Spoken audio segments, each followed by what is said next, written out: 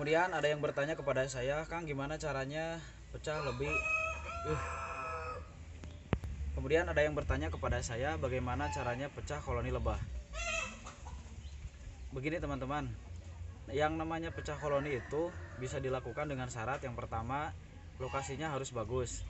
Bagus dalam arti di sini banyak sekali sumber pakan di sana.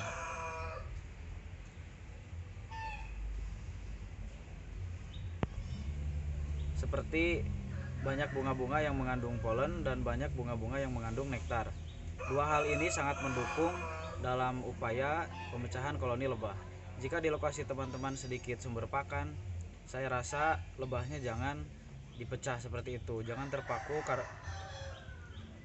terpaku dengan saya rasa lebahnya jangan dipecah.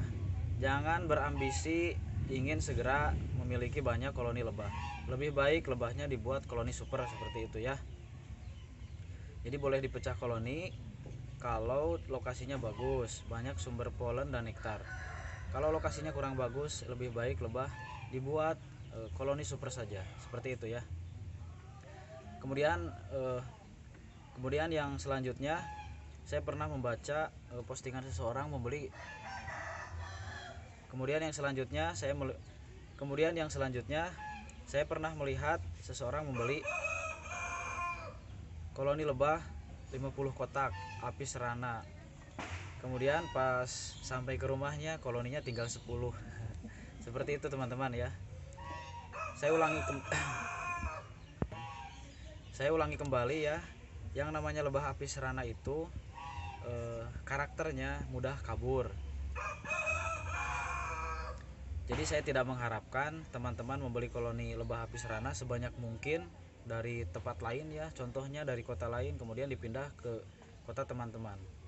Bukan menjamin, biasanya beberapa, kadang puluhan ya, sebagian kabur seperti itu. Jadi saya tidak menyarankan teman-teman membeli koloni lebah apis rana ya, meskipun bisa. Lebih baik teman-teman kumpulkan satu persatu hasil mancing, hasil memindahkan, ya pokoknya santai saja lah, seperti itu ya. Kemudian madu murni itu seperti apa? Nah, di bagian ini khususnya bukan peternak ya, peternak pasti tahu. Khususnya teman-teman yang suka membeli madu atau penjual madu tapi tidak ternak, teman-teman harus tahu yang namanya madu murni itu dibuat dari nektar ya, dibuat dari nektar bunga, sari-sari bunga. Lebah sehari-harinya mereka mencari ribuan bunga, bukan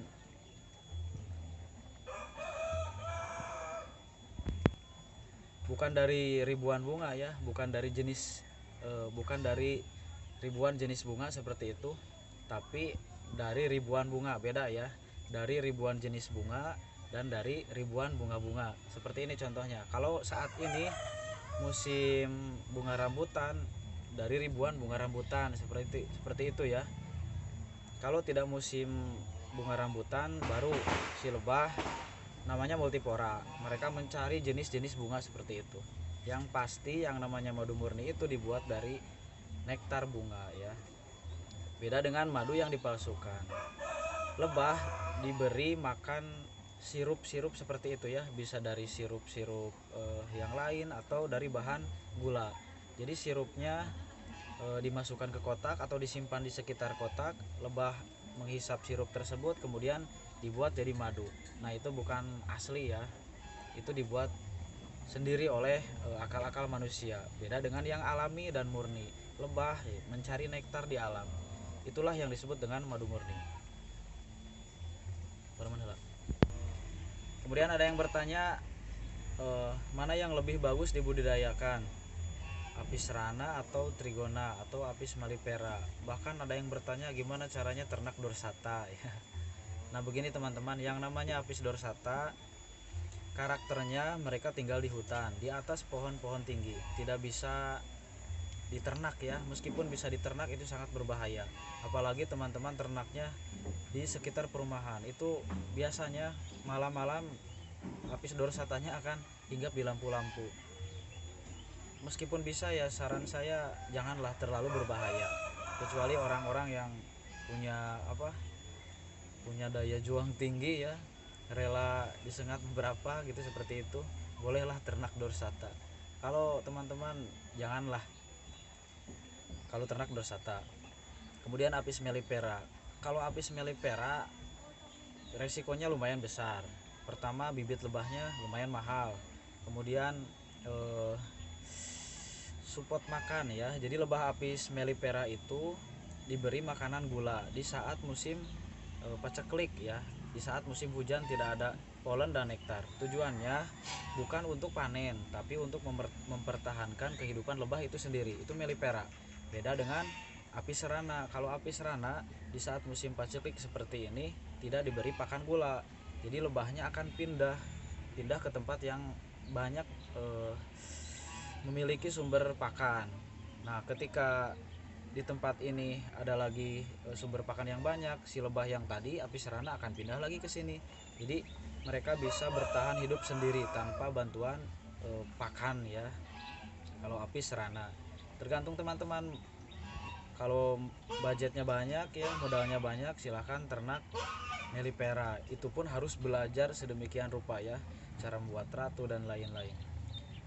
Kalau mau ternak apis serana, teman-teman tinggal mancing lebah liar, memindahkan, santai sajalah, jangan terburu-buru ingin memiliki banyak koloni.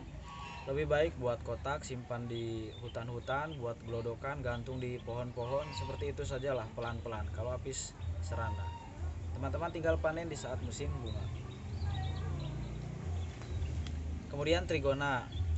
Trigona saya rasa untuk pemula seperti saya sangat mudah sekali, tidak menyengat, kemudian jarang kabur, mudah dirawat, madunya sangat berkualitas. Itu trigona. Tinggal kumpulkan satu persatu sampai memiliki ratusan, banyaklah seperti itu ya, teman.